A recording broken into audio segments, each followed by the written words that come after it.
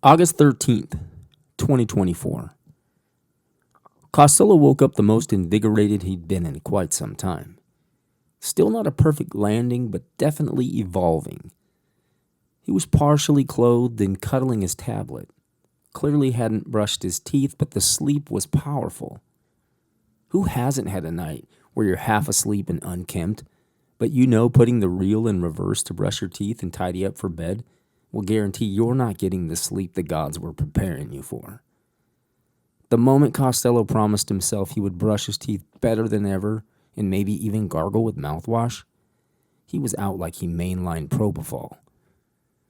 He checked his phone and, as assumed, after opening his social media accounts again, his email inbox was flooded with new follows and ads from every platform he'd used.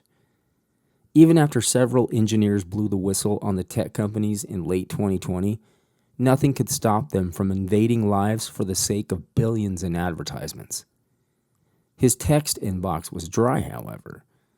Costello was acting like some kind of celeb, expecting Avery to be right there with a lovely message.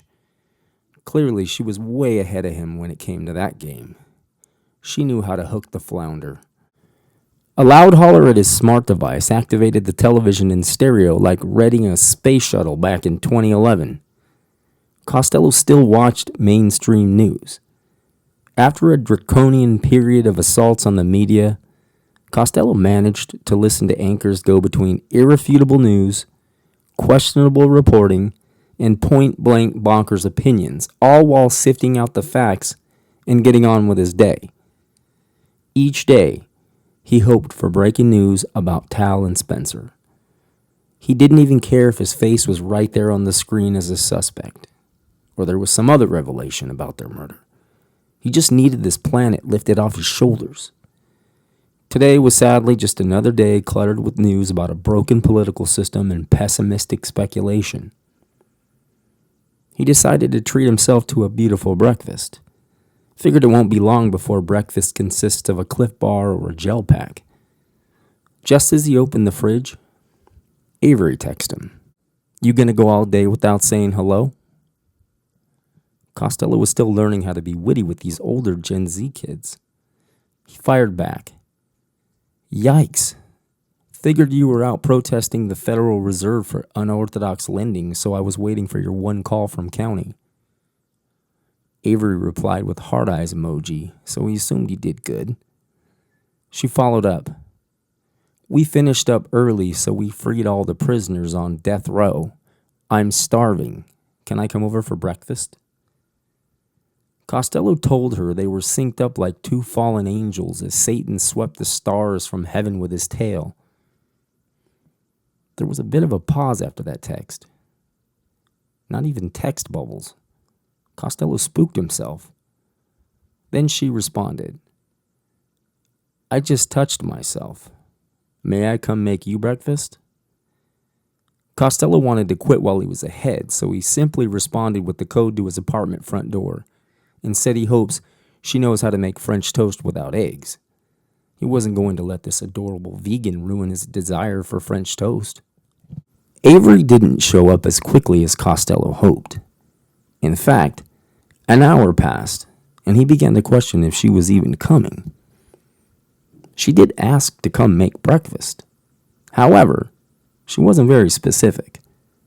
He was in his corner of machismo and wasn't coming out anytime soon.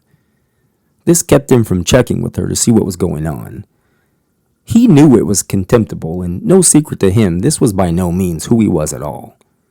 The pivoting between bravado and compassion became binary.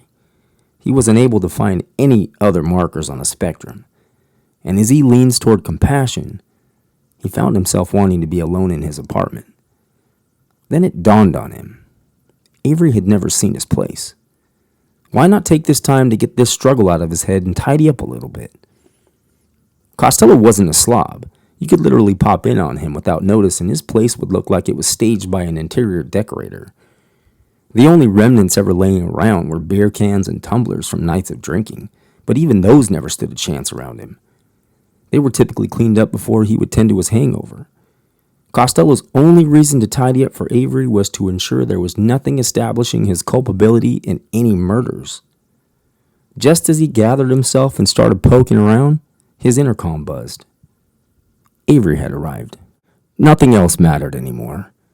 Unfortunately, she'd clearly missed that he texted her the code to let herself into the building.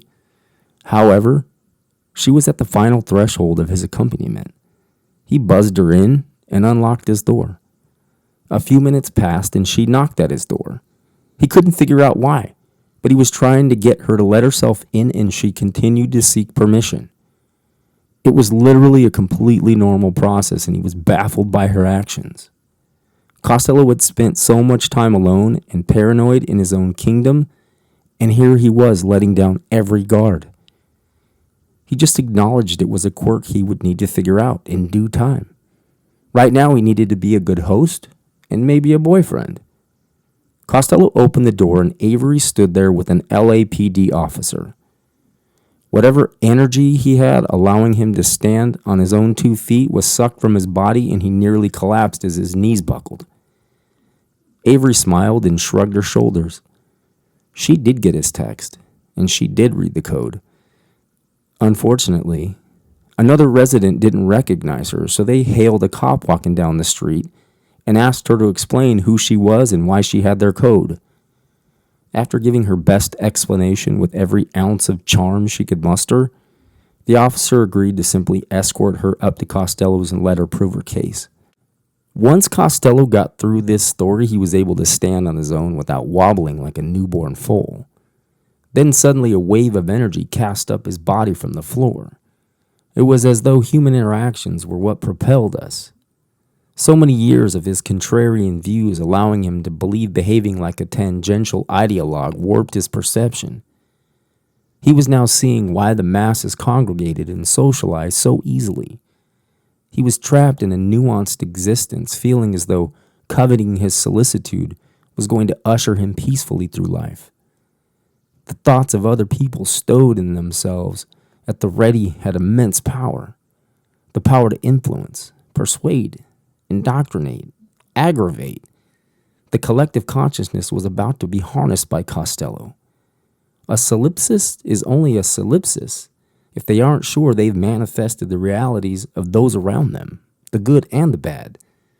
Even a solipsist can appreciate duality they've written into their illusions. Costello suddenly wanted the embodiment of Avery to be that of her own. This way he felt loved rather than self-obliged. This battle with solipsism wasn't something he ever discussed with any therapist. He never truly understood the philosophy, but what he did know terrified him every time he found himself in some version of the Truman Show. With every human interaction, he often wondered where the person wound up once they weren't somewhere sketched into his scene. Friends would send photos or bring him video from their engagements outside of Costello's existence. Always shot down by Costello by simply explaining it away with his argument they needed to bring their outside illusions to him in order to substantiate an existence away from his world. It was always chalked up as Costello's narcissism, but he knew deep down he wasn't trying to be the king of his lonely kingdom. He just struggled with finding proof of life without it either actually happening or having to be shown to him in his presence. Suddenly it was as though he was staring out into a tumultuous sea like he'd never seen. A beautiful chaos shaping the earth with its power and uncertainty. Finally understanding a single thought could change the hearts and minds of those set in their ways. It would take him quite some time to figure out why Avery, standing next to a cop with a naive grin, pressed play on this epiphany. He was willing to sit down and do the analysis. For now, however, he would thank the officer, who's clearly not there to haul him off for questioning, and invite Avery in so they could get back to their plans for breakfast. So it honestly felt like we stood in your doorway for an hour. What seems to be on your mind? Avery asked. How much time do you have? Costello replied. Avery snuggled up next to Costello and gave him a hug that nearly opened the doors, allowing him to believe there was a safe existence outside of his world. She sent an energy through him that felt like a warm waterfall fell over him and washed away all of his anxieties. Costello broke down in tears. It took Avery by surprise. She was about to suggest skipping breakfast and coaxing him into the bedroom. Now she's gathering herself and realizing he needs more than some frolicking in the bedroom. He needs a friend. She kissed his cheeks and sat him down at the dinner table. "How about let's skip coffee today and have some lemon water?" Avery said, while she was literally cutting a lemon with full intention on not even considering what his answer would be. Costello nodded in agreement. Avery started rifling through kitchen drawers looking for a manual citrus press. She didn't find one, because he didn't own one, but she found one of Costello's toasts. It appears he hadn't been as meticulous as he thought and let one slip into a drawer. Avery drifted off as she analyzed this tiny scrap of aluminum foil with the cryptic toast scribbled in red Sharpie. "Here's to sharpening your guillotine, finding erogenous zones, and putting all your rock salt to good use." Avery had a sense of every moment. Most people may just blurt out this series of words in complete curiosity. Avery had a way of holding her tongue and figuring out how to feather in her inquisitiveness at the perfect moments. She also had a bit of an eidetic memory, so she just put the foil back where she found it. She asked if he wanted his lemon water heated or cold. Costello's adrenaline had risen and dumped, so he's very much in the mood for a glass of cold water. He asked for the latter and she obliged. Avery walked their drinks over to the table where Costello sat. She raised her glass and offered up a toast. "Here's to you changing the hearts and minds of future generations with your accomplishments." Costello froze. Who is this in my apartment making toasts to me now? He felt as though he'd already cleaned every filter attached to Avery and vetted her as someone he could welcome into his life. Now he's wondering if he made a mistake. He's wondering if she'd just been a delusion all along. She was too perfect. And how did their paths cross at such a critical time in his life? Had the delusions become even more true to life?